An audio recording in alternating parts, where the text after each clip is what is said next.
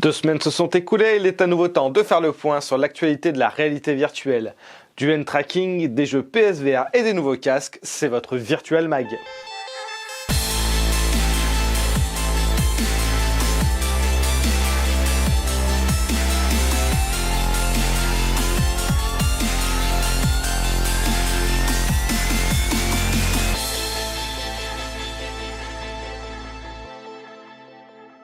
On commencera par l'Oculus Quest puisque le développeur Aldin nous présente une prise en charge du tracking des doigts sur son Worlds of the Wizards. Et si je considère que le tracking des doigts reste limité en termes de gameplay pour le jeu vidéo, on peut en tout cas voir ici une jolie démonstration de son potentiel dans un cadre de jeu qui semble lui aller comme un gant. Mélanger des potions, lancer des sorts et autres télékinésies semble plutôt bien fonctionner. Pour l'instant, au stade de test, Aldin n'a pas confirmé s'il allait ou non proposer cette mise à jour sur le store. Je me permets au passage de vous informer que la dernière mise à jour du Quest permet d'activer le tracking des doigts de façon automatique à chaque fois que vous posez vos manettes si vous le souhaitez. Il suffira juste d'aller cocher une petite case dans les paramètres. On continue sur l'Oculus Quest puisque Rec Room propose enfin sa section de laser game pour ce casque et c'est plutôt cool. Je rappelle pour les nouveaux venus que Rec Room est un jeu complètement gratuit qui permet tout un tas d'activités qui sont globalement bien foutues. Rec Room Laser Tag donc oppose deux équipes de 4 avec des armes futuristes. Cette nouvelle mise à jour permettra également aux joueurs de visiter le parc, un grand environnement ouvert qui sert de point de départ pour pouvoir parcourir de nombreuses créations de la communauté. Pendant qu'on est chez Oculus, sachez que ce dernier présente aujourd'hui la reconstruction de Notre-Dame en 360 degrés.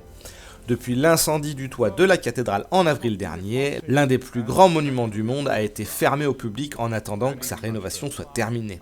Les développeurs de chez Targo ont donc créé un nouveau documentaire en VR permettant de visiter cette cathédrale telle qu'elle était avant cet incendie, et présente au passage les avancées de la reconstruction actuelle. Cette vidéo à 360 degrés restant donc actuellement l'un des seuls moyens de voir l'intérieur de la cathédrale.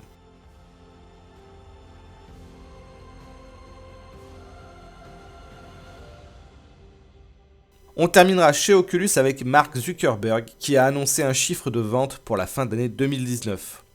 Ce sont donc 5 millions de dollars qui ont été dépensés sur le store Oculus pendant les fêtes, ce qui est plutôt encourageant en soi et continue donc d'augmenter grâce notamment à l'Oculus Quest qui a su séduire pas mal de monde. Mais je me permettrai encore à ce stade de relativiser ce chiffre face aux jeux vidéo classiques qui laissent donc à la VR encore beaucoup de chemin à faire. Et pour ce chemin qui reste à parcourir, on parlera bien évidemment d'Half-Life Alyx, qui a déchaîné les foudres du web lorsque le monde a compris qu'il ne serait disponible qu'en VR, mettant en rupture de stock assez rapidement le Valve Index dans la foulée. HL Alyx, qui sera sans doute le premier véritable AAA VR, et une killer app de notre média favori, vient de rajouter un peu d'huile sur le feu. Valve a annoncé que ce dernier accapare la plus grosse équipe de développement qui n'ait jamais été mise sur un projet par la firme, soit environ 80 personnes, ce qui est à ce jour également le plus grand nombre de personnes travaillant sur un jeu VR depuis son lancement commercial à ma connaissance, et qui n'a pas nécessairement à pâlir face à d'autres jeux AAA du marché non VR, même si bien évidemment, il y a des projets avec énormément plus de personnes. Valve nous dit également que le titre devrait ne pas avoir de retard, et on est bien content de ça parce que vivement qu'il arrive. En attendant sa venue, on fera un petit tour côté hardware, puisque deux nouveaux casques ont fait leur apparition sur la toile. Le premier provenant de brevets de Samsung, présentant un nouvel Odyssey avec cette fois 4 caméras de tracking contre 2 pour la plupart des casques de type Windows MR, et qui est clairement une des lacunes de ces produits. Mais ce qui est le plus marquant est bien évidemment le design, qui rappelle au premier coup d'œil celui d'une mouche. Un choix qui semble complètement assumé, reste à savoir s'il plaira. On notera également que la sangle en halo traditionnel a été remplacée par un design hybride avec un bandeau de type Oculus Rift, ce qui n'est pas nécessairement un mauvais choix pour le confort. Le second casque en lice, et qui n'est lui pas seulement un brevet, est le Lynx, équipé d'un Snapdragon XR2 associé à 6 Go de RAM et 128 MO de stockage.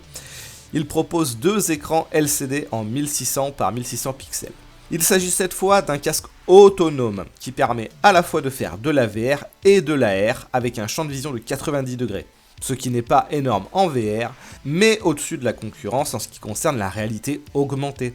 Disponible en précommande pour la somme de 1499 $, Sachez que ce casque français est avant tout destiné aux professionnels du secteur et devrait être expédié à partir de cet été.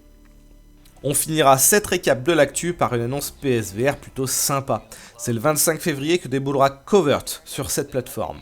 Ce titre, sorti initialement sur l'Oculus Go en 2018, vous propose environ 6 heures de gameplay et vous met dans la peau d'un cambrioleur en VR.